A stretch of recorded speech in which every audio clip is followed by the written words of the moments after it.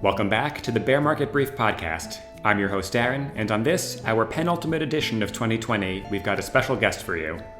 Joining us is none other than Stephanie Petrella, editor-in-chief of BMB Russia and Ukraine. We had two fairly disparate topics this time. Firstly, how does she go about building the brief, including our terrible subject lines? And second, we talked about the tech sector, fintech specifically, in Russia, as well as some of the political economy that goes along with it. We had a great conversation, and we hope you enjoy. Stephanie, great to have you with us today. Thanks for having me, Aaron. So, to get things started right off the bat, tell us a little bit about your history with the brief, the work you do with FPRI, and generally what your research focuses are right now. Sure. So I started working on the brief a few years ago when you handed over the brief to Nick. I started working as one of Nick's deputies. So I had been working with FPRI for about a year at that point. I was helping Chris Miller, who's the Eurasia director of FPRI, with a few different research projects here and there. And when the brief was changing hands, he thought that I would be interested in playing a role in. So that's how I started working on the brief. And then after Nick decided to transition off, I took over as the editor-in-chief of BMB. And my research interests today honestly stem a lot from my time running the brief. So I'm very interested in Russia's political and economic issues, and primarily fintech, which I think is a really big theme in Russian business and economic news these days, and something that I've been focusing a lot on, how Russia's banks and technology companies are kind of blurring into one field and what some of the implications of that might be for regular Russians. Very interesting, and we're going to get there in a little bit. But first, just since we've both been chief, I wanted to ask you, in your experience, and for the audience, we haven't ever taken a meta look at the brief itself. So how do you go about making a news brief? Tell us about your process. So my process starts every morning. I basically wake up, go online, and I go to a few trusty websites in the Russian media. So I used to always go to Vedomosti, RBK, and Kommersant. Over the years that I've been doing this, the landscape of Russian media has shifted a bit, and so now I pretty reliably always open RBK, Kommersant, and now V Times, which is the new Vedomosti after increasing censorship basically crushed Vedomosti's editorial independence. So I'll go on these different websites, read the headlines, think about which stories sound interesting. The ones that do sound interesting, I'll read through them. And then a lot of times I'll sit on that for a little bit and see which stories really stick with me later in the day. And one of the ways I like to think about it is, which stories would I want to tell people who are not necessarily really keen Russia observers? Which stories would be interesting to tell them about? And what are the key points that could be interesting to a wider audience? And so that's how I try to think about what goes into the brief when I get to the point of putting it together. Very interesting, and rhymes with my experience, certainly. Curious in your tenure, because you get to watch Russia at a very granular level day in and day out. Has the country changed at all since you became editor-in-chief, or have there been any broad trends you've seen? I mean, COVID, certainly for one, but anything else? Yeah, definitely COVID. That has been a big one. I think that some of the recent stuff surrounding constitutional reform was very interesting, and that really was a pivotal moment in Russian history. And so it was cool to be able to see how that played out on a week by week basis. I think another trend that's been really interesting has been this consolidation of the banking sector and further consolidation of the tech sector. There has been increasing Kremlin control, I think, in the tech sector. That's been really interesting to watch how that's developed. And I think that those are probably the two biggest trends that when I open RBK, for instance, I'll see a story about that and immediately know that's something I want to cover. We'll talk more, again, tech sector coming right up. Before we dive in further, though, one other, I would say, fairly lighthearted question, but we have at the brief part of the, I guess, branding, you could say, started way back when, pride ourselves on absolutely atrocious subject lines that are designed to make the poor readers, at the very least, roll their eyes. So what's your process for coming up with the bad wordplay that we love so much? Gosh, it's so bad. So basically what happens is I'll finish the brief, and this is always the last thing I do because it's funny. I remember when you and I had a call when I was taking over the brief, and you had a list of all these talking points that you wanted to discuss with me, and you got to the end of this call. We're like 30 minutes in at this point, and you're like, okay, I have something that's a bit sensitive that I want to broach with you. In my mind, I'm thinking like, what is he about to mention? And then the next thing that comes out of your mouth was like, so puns are a really part of the brief, and and you really wanted to make sure that that lived on as part of the brief's reputation and brand. And it's definitely not my strong suit, so I'm really trying to carry on the legacy that you and Nick created.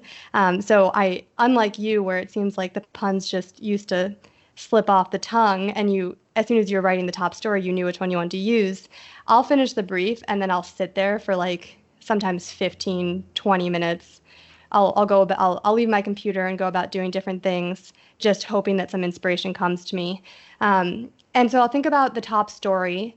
I'll think about a bunch of different components of it. Are there any names involved? Are there any just like general words? Like the last brief was about software, so I started playing around with software in my mind. Then I started thinking about what words sound similar to those words. And I honestly have started relying on this tool that is a little bit embarrassing to admit, but I go on Rhyme Zone sometimes, and I use their phrases function. So you can look up a word and then click phrases, and it'll tell you common phrases used with that word, and then it'll also do a search of like all the Wikipedia titles out there. And so I'll read through that and see if there are any phrases that come up that could be applicable to the story.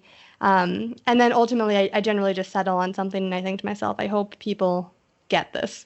That is dedication to the craft, truly. Stephanie said before we started recording, just for the record for listeners, that she had a method, and I asked her not to tell me until we were recording, and I am duly impressed. On the topic, do you have, over your tenure, any favorite subject lines you've done? So one that I did the other day that I was entertained by was it was a story about, the lead story was about how Mail.ru and Sberbank, their partnership is on the rocks. And I came up with the pun of marital troubles, like marital troubles, which I thought was pretty good. Another one of my favorites was, there were rumors early in the pandemic when Mishustin, the prime minister, when he contracted COVID, there were a flurry of rumors that he was actually going to be ousted as prime minister, because he transferred his authority as prime minister to his first deputy while he was in the hospital, and there are rumors that he was never going to get back that authority, and instead the first deputy was going to become the prime minister. And so the pun I came up with for that one was particularly bad, but I found it entertaining, which was Mishustin or Mishud out, which is terrible. It's terrible. But you mentioned, though, in the first one, Mail Little Troubles. What a segue, truly what a segue that is. Because you bring up Mail.ru and Sberbank, affectionately known as Sber, or not just affectionately, I think it's their official branding now. So I think that's a great point, or as good a point as any, to transfer a little bit more to tech in Russia, and specifically fintech. And at least in a lot of Western conceptions, Russia is this large country that produces oil and some maybe raw materials and not much else, which is not really the case, although Russia certainly does produce and to a large extent depends on oil. There are some pretty active other sectors, modern sectors, tech among them. So for someone who is only just learning right now, listening to this podcast, that Russia, in fact, has a fairly vibrant tech sector with its, national specificities. What would you say about Russian tech? What does someone have to understand? So I think the most important thing to understand first are who the main players are. And a lot of times these are compared to American companies because that's a really easy way for people to understand it. So the biggest tech company in Russia, and the one that's largely considered Russia's most innovative tech company, that's called Yandex. And the comparison that's often made is that Yandex is Russia's Google because they run the country's, which is used really widely. The second company that someone should know about is Mail.ru Group. And this is often compared to Russia's Facebook because they own Vkontakte, which is the Russian social network that's most similar to Facebook and looks very similar to Facebook. And so they also have a really widely used email platform. And these two companies, Yandex and Mail.ru Group, they in many ways compete with each other directly. And they're by far the two biggest and two most innovative companies in the Russian tech sector. But one thing that's really interesting is that if you're talking about the biggest companies in Russian tech, you actually have to zoom out from the strict confines of the tech sector and look at Russia's largest bank as well. So Sberbank, as you mentioned, which has been rebranded to Sber because it's not just a bank anymore, is in many ways also a leader of tech in Russia. And the company's CEO, Herman Gref, he has stated for the past 3 years or so that Sberbank doesn't want to compete with traditional banks. They want to compete with Google and Amazon and Facebook and being considered one of the tech giants of the world. And so over the past years, he's led this transformation of the bank into a company that is increasingly purchasing innovative tech startups, but also investing really heavily in its own tech capabilities. So over this summer, Sberbank had a conference where they unveiled a lot of new technology that included ATMs that operate via facial and voice recognition, that have these voice assistants like Amazon's Alexa or Apple's Siri. So Sberbank is releasing all these products that you generally would think of as coming from a tech company.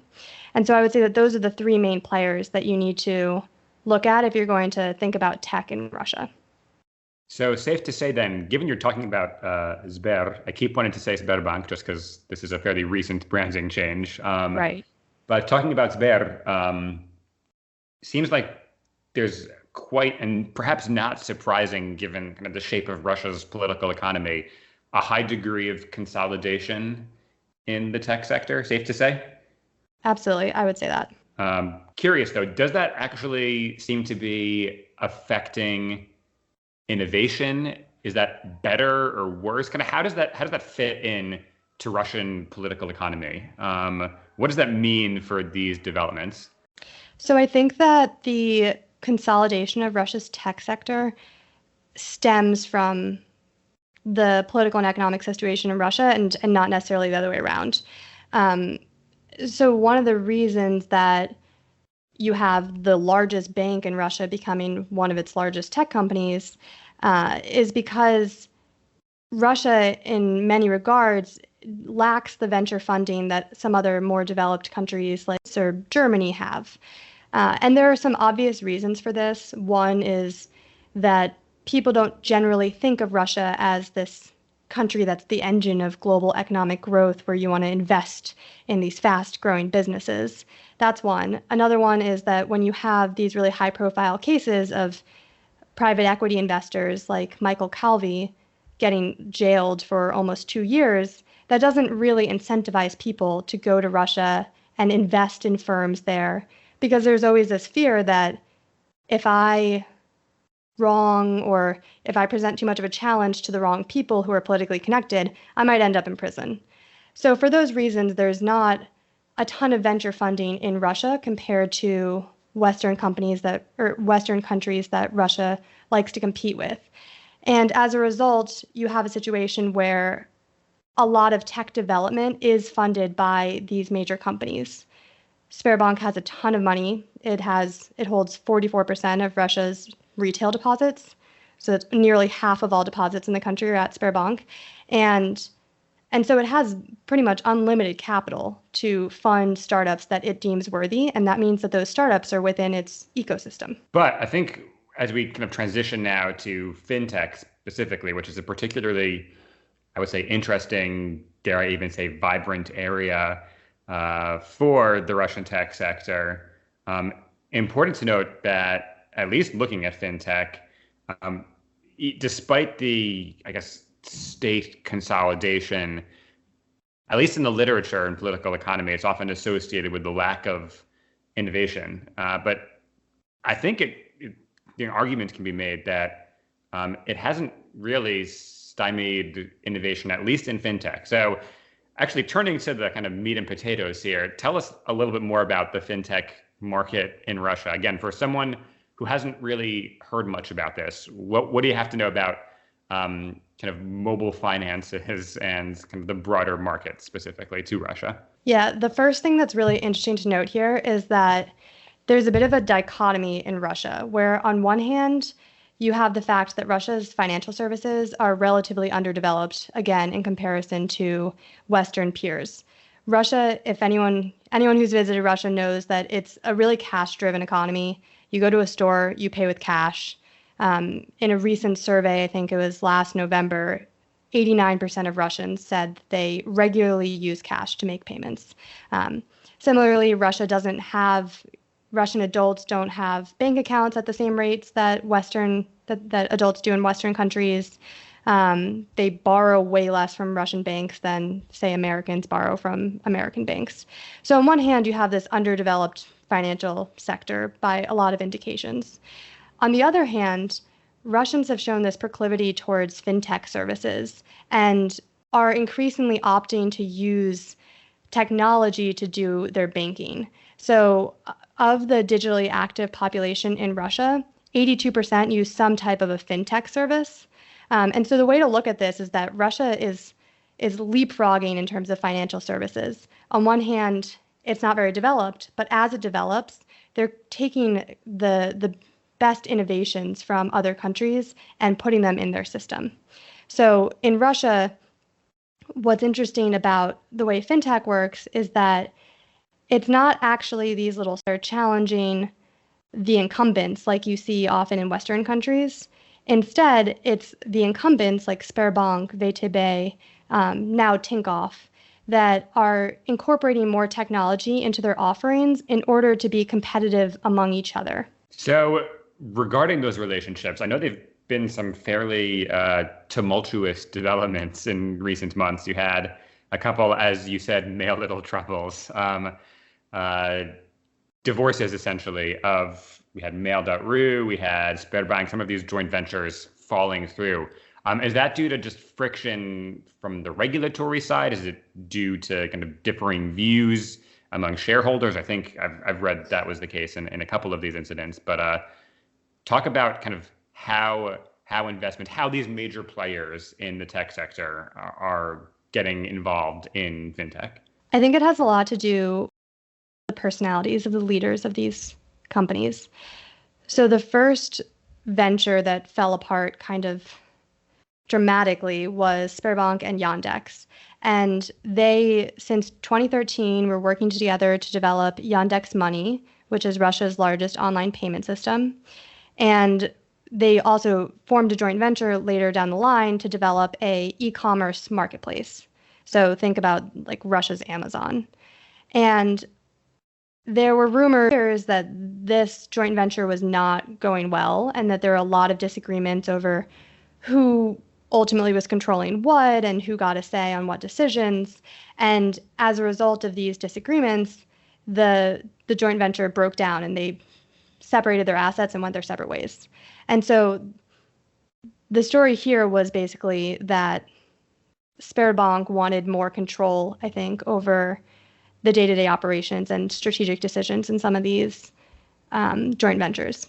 Most recently, if you fast forward, you have Tinkoff and Yandex were considering, so Yandex was considering acquiring Tinkoff, and that was really celebrated in the markets. People thought this was really exciting because it would create this large fintech company that could actually challenge Sberbank.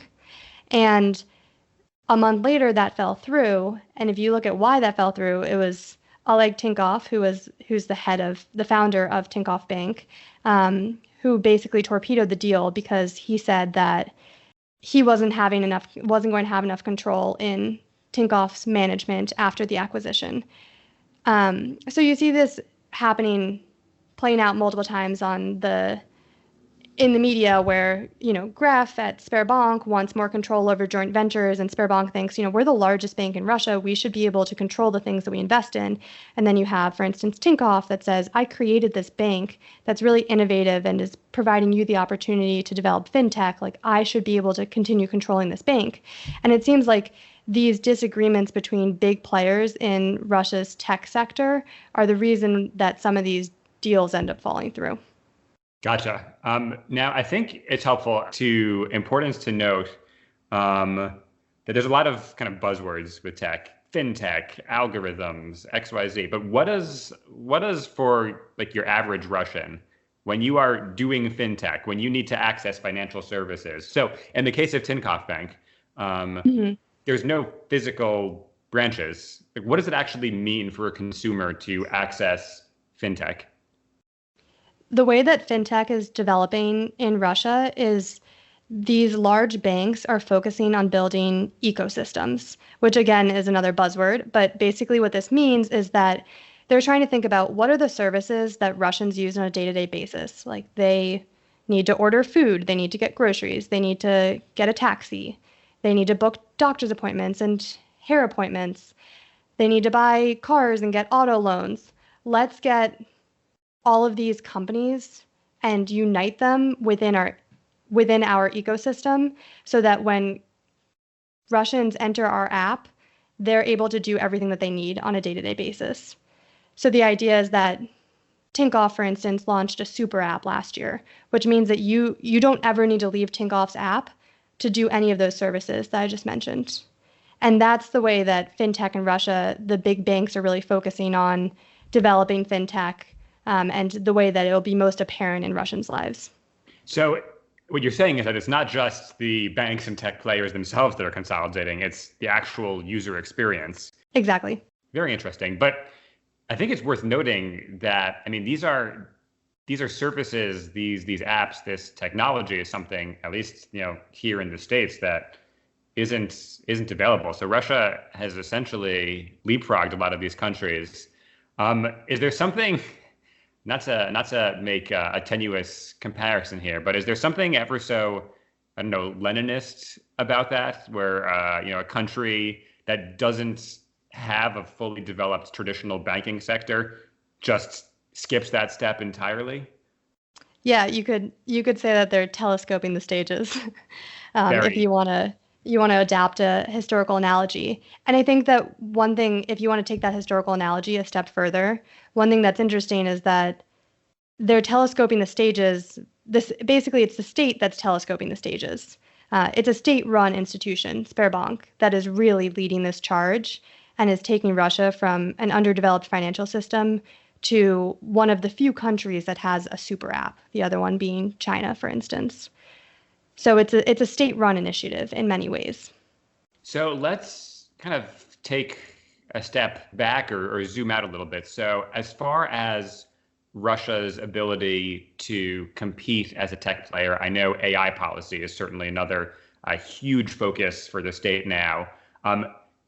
Are these super giants, are they looking outward mostly, or is this still kind of consolidation aimed at growing its share of the Russian market? I think it's still focused on the Russian market for the most part. For instance, if you're Yandex, I don't think that Yandex's thought is, I want to compete with Google in France. I think they're thinking we need to beat Sberbank within Russia and get Russian customers to come to our app and use our mapping services, our online marketplace, our system for booking restaurant tables, and just stay there. And so I think that that's what the current competition is about right now. And yet at the same time, I think it's also safe to say that Russia's tech players have had a bit of help from their friends in high places, as it were, kind of cycling back to the very last edition of BMB Russia, talking about how Russia is now mandating that Russian-built apps come on iPhones and other pieces of technology, among other things. So does the state have generally a good relation with these players? I know there's been some friction with the central bank. So I guess let's talk about that relationship, kind of the interface between the state and these tech players. Generally positive? Does it depend where or depend in what sector? What would you say? It definitely depends on the players. So there are two examples to talk about here. The first is Yandex and the Kremlin, and then the second one now is Sberbank and the central bank. So Yandex and the Kremlin, this was a big theme last year where Yandex is free floated on the NASDAQ and it's based in the Netherlands, like technically domiciled in the Netherlands. And last year, some parliamentarians from United Russia, this very little known deputy, introduced legislation that would restrict foreign ownership in Russia's key internet resources, which was interpreted to mean Russia's tech companies. So this mirrors the legislation that was implemented in the media sector. So news outlets can't have over 20% foreign ownership. And they were trying to do the same thing in the tech sector, which means that Yandex would either have to dramatically change its ownership structure, or it was going to not be able to place ads within Russia, which is a key source of its revenue. So basically, it would put the company out of business. And what ended up happening was that Yandex came to a deal with the Kremlin, and they created this public interest foundation that the Kremlin ultimately got some stake in. So the Kremlin now feels that Yandex is sufficiently not under state control, but it can't be transferred to foreign hands or to parties that the Kremlin thinks would subvert Russia's national interests. So prior to this shift, Yandex and the Kremlin definitely had a bit of an icy relationship. And Yandex was somewhat excluded from a lot of tech development initiatives that were run by the state. Now that this shift has been made, the ownership changes have been implemented, Yandex has more come into the fold, and that relationship has eased a little bit. The second one to talk about here is Sberbank and the central bank. So the central bank is becoming increasingly worried about Sberbank's monopolization of both the financial sector and the tech sector. And they're starting to make some moves that exert regulatory pressure on Sberbank and intend to stimulate competition.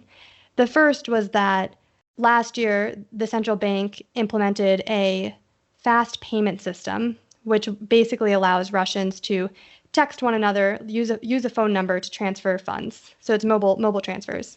And they mandated that every single bank in the Russian financial system, especially the systemically important ones, connect to the system.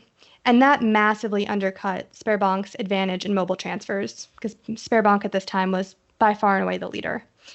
Now the central bank is considering a couple of other regulatory proposals that would also potentially undercut Sberbank's lead in certain areas and stimulate competition for Sberbank.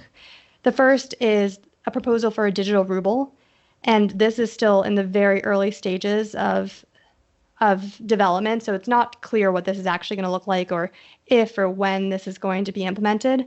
But there have been some discussions of allowing Russians to have digital ruble bank accounts at the central bank. And Sberbank takes some issue with this, saying that, well, that effectively puts the central bank in direct competition with commercial banks. And the leading commercial bank is Sberbank. So that's one thing. The second thing is that the central bank is now considering reforming its financial licensing system to switch from a focus on institutions to activities.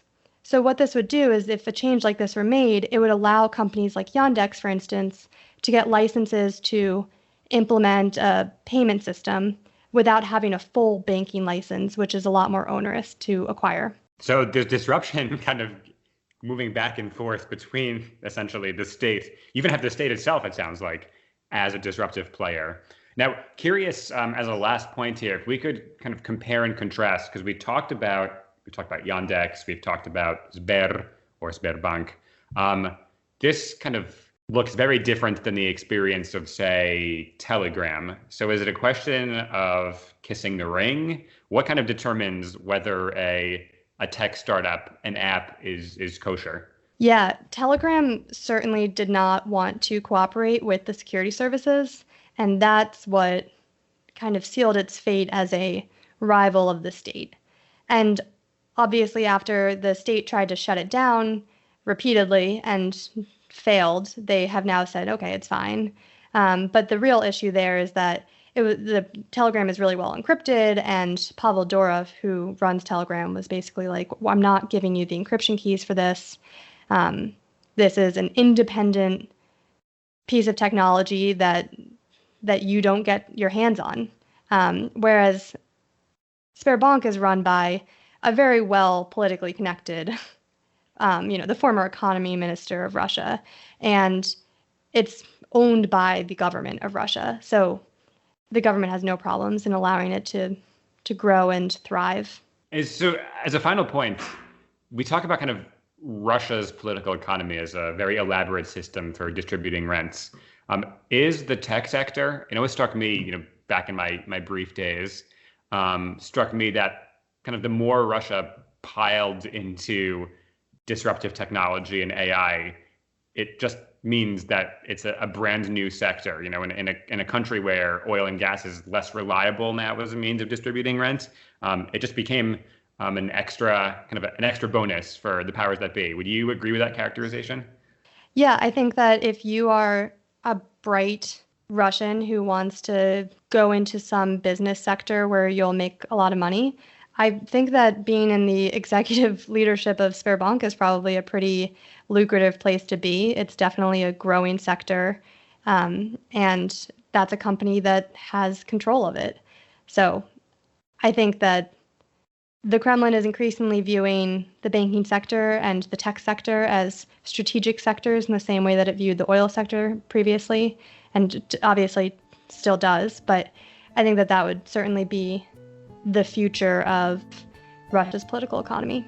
Well, on that note, thank you so much for joining us. Thanks for having me. Thanks again to Stephanie for joining. Now, I'm not going to wish you z Novym Godom, Russian for Happy New Year, just yet, because we've got one more edition coming out before the new year. Stay tuned for updates. And be sure to follow BMB Russia and Ukraine at the Twitter handle @BearMarketBrief. BMB Russia and Ukraine is a project of the Foreign Policy Research Institute, that's FPRI, a nonpartisan think tank based in Philadelphia. For more information on this initiative and on others, be sure to visit fpri.org. We'll catch you next time.